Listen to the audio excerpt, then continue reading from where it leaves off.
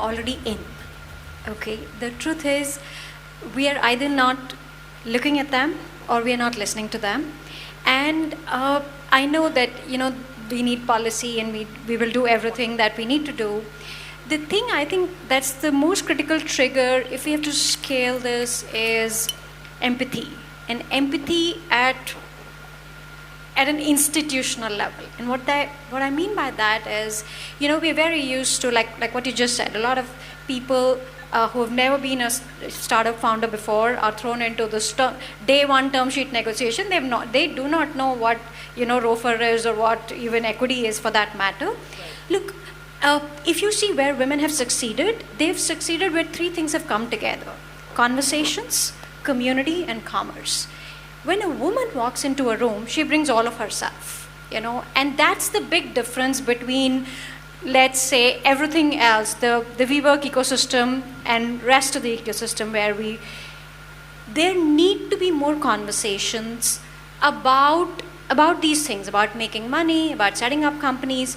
A person may never be a scaler, but it would be nice if they heard these terms in a very generalistic context in their environment. If these things became normal, they were not part of the conversation when you walked into that startup incubator. Yeah. They need to happen much before that. Actually, they need to happen when you're in school. And that's very cultural, exactly. Very, very cultural. Yeah. And also, everything, all the other brass tacks of entrepreneurship, hustle, problem solving, doing projects which you're going to abandon. They're not your final projects, but you do them because you want to do them, or you have the leverage to be able to do them. I think these are sort of very important triggers. If we have to get, and look, it's simple, base of the funnel. The base of the funnel will only increase when there are enough triggers for people to bring their authentic selves into the room and to bring their lives as their lives are, without pre-packaging them. And then we're going to see, look, there is no way we can say that women are not being entrepreneurial enough. Every woman out there is an entrepreneur, except that we don't call her an entrepreneur, or maybe she doesn't fit into a box, or maybe we don't even recognize what she's doing, because it's also the language, right? You talk to a dude in Nagpur, he will say, I'm doing a startup. There's nothing on paper, there's nothing to show for it, but you meet a woman and she actually has a business, she has paying customers, but she'll say, "Main kuch karti hu." She's not even self-recognized, because culturally we are just sort of brought up to stay withdrawn.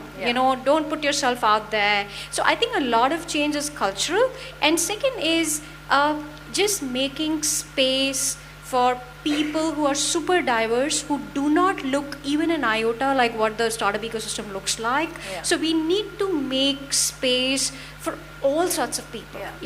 Like when I meet women founders, I see the range of things they're doing is really, like, it's across the board, right? From fashion and lifestyle to data science to hardware products to financial products. They're doing everything, except that we are not geared to take them as they are. And they are, smart enough to sort of put out solutions, make themselves a living, and in some ways they're their own role models. Boys always said, "Sabji wale se thoda pudina mang ke lao." The girl is not told to hustle, to your word, and that's really what's needed. Your end of the world. Yeah, I think. By the way, she's a giga scaler. Right. Over mega, giga. So let me talk about maybe the scaling segment, which is where I spend my every waking moment now is in the scaling segment. I think, look, firstly, there are a bunch of things that are probably common to both men and women, right? It's not really, because now I get to see I meet 10 to 15 entrepreneurs every single day. Maybe some of it may be because of the networking part, maybe is more relevant to women. So I sort of, first thing is around just knowledge and capability, right? Simple thing like, if you're fundraising, how do you pitch to a venture capitalist? I am amazed at, because by the way, before I became a venture capitalist, I used to be an angel investor, so I invested in like a massive number of companies. I had no idea what venture capitalists look for, right? So I had no idea. And now that I've been doing it for 6 months, I have some idea, but I still don't know fully, right?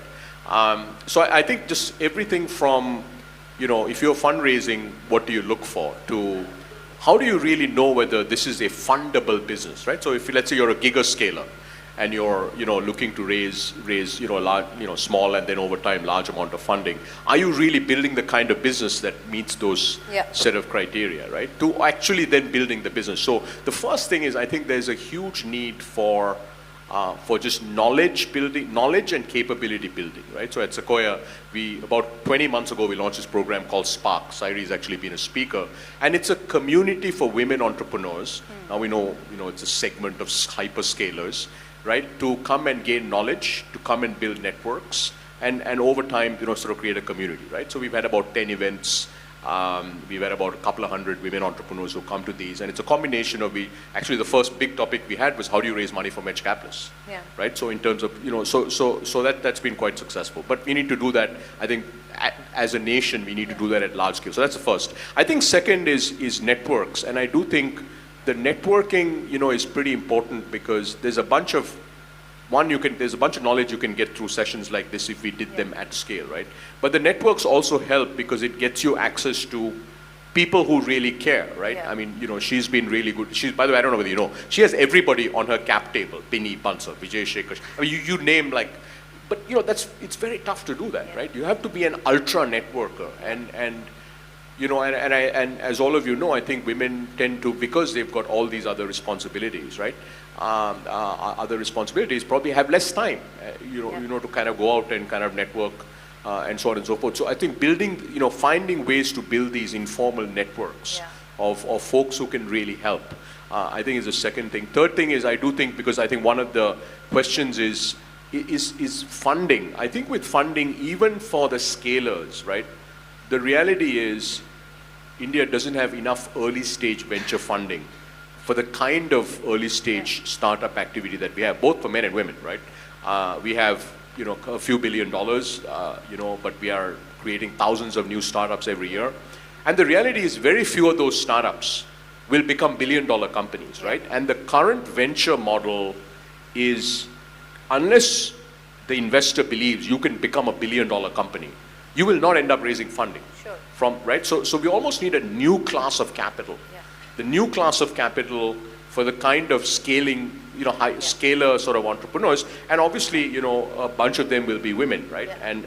But it's not just again men and women. I do think having, sort of this dedicated pools of capital to fund women entrepreneurs is a very, very interesting it's in idea, and between, we'd love right? to see. I think as India, it'll be great to have more of that, right? So I kind of put it into these three categories, and the last thing I'd say is look really role models, right?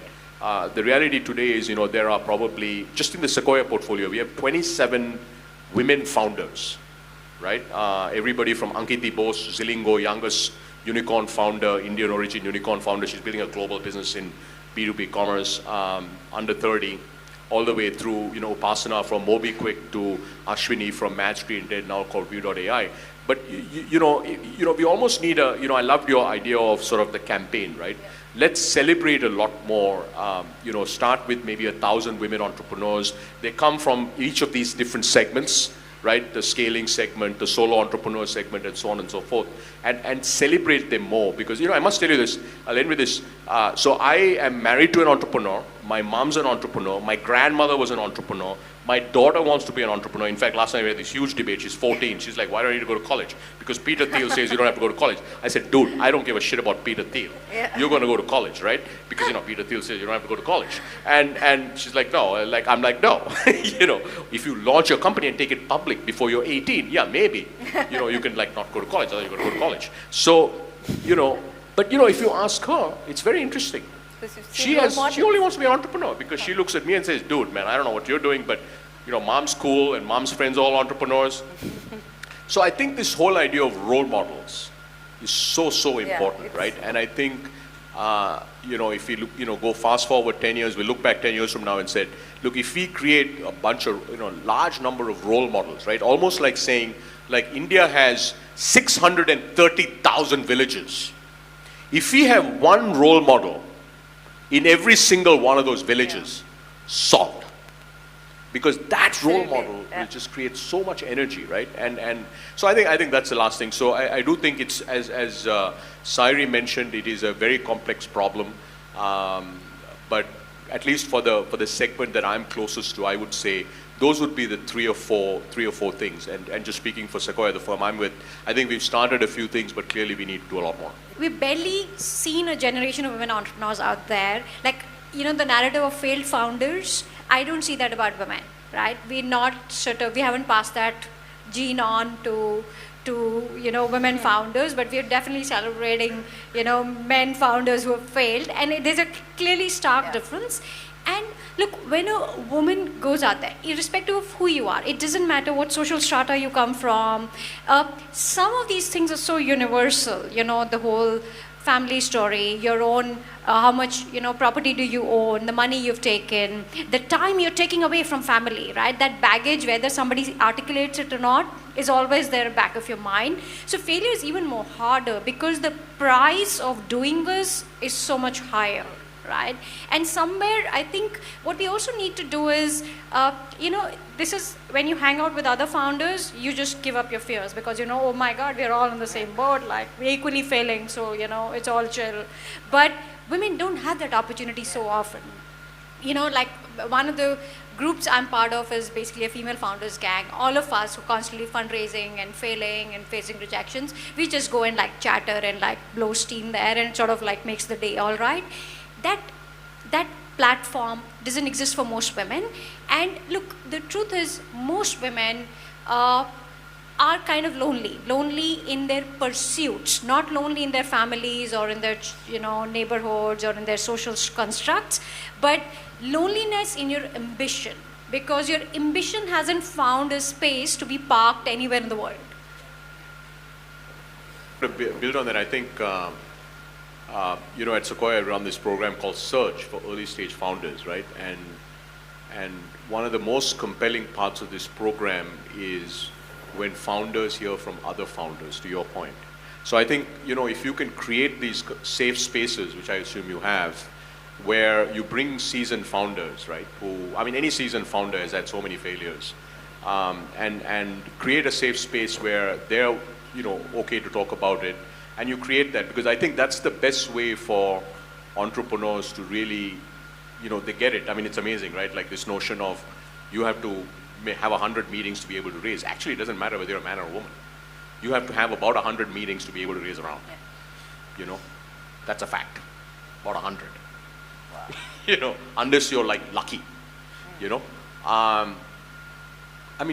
When they hear from another founder, and when they hear from 4 founders that it's 100 meetings, 100 meetings is a lot of meetings. Yeah. So you should not be disappointed because after your 8th meeting, you are out. You just got to keep going. Now, if you're at 255, maybe there's a problem, right? But so I think this community, I think, especially in the in the scaler segment, and it's probably true for every segment too.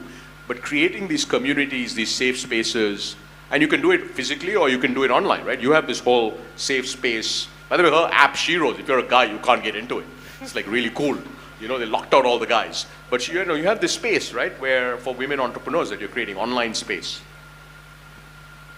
Look, the government's anyway constructing a lot of things as 5-year plans and 1-year plans and budget allocations. I think if we found more gender budgeting accountability from the government. Yep. So for example, if they just came back and said how much of SIDBI SME funding has gone to women and what happened to it thereafter, or whether it is any allocation for that matter. And of course, I think the other thing that we forget is if a country has to do well, if women have to do well, we cannot ignore 3 issues: public safety and infrastructure, education, and healthcare, because these are issues that impact women very, very directly, and if you were to look at development data, whether it's from Scandinavia or Western Europe or Mediterranean countries, it points to the same direction, that government needs to be more accountable for mobility, healthcare, and education, because these are issues that change the gender status in a country. And second is, of course, public accountability of gender budgeting. Like everything that's been allocated by the government towards whatever development effort, what financing of infrastructure, financing of whether it's SMEs or banks, I think it needs to be more accountable, more out there, and the question needs to be asked. So when that annual report of an SBI is being filed, we really want to know how many women got funded this year, or how many women were able to take a loan to build a house for themselves. And I think that itself will change the conversation on bringing gender into the mainstream. Yeah.